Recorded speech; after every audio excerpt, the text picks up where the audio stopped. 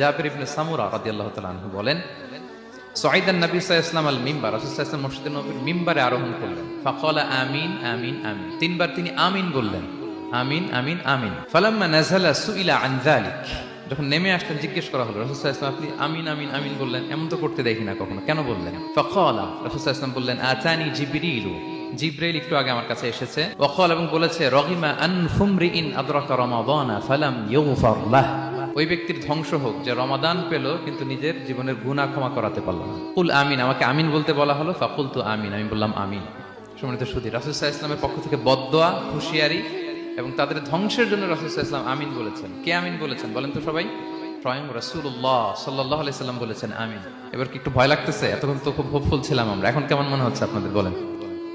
রমাদান পেলাম কিন্তু মুক্তি নিশ্চিত করতে পারলাম না। ক্ষমাপ্রাপ্ত বান্দাদের যে লিস্ট, ওখানে নিজের নাম তুলতে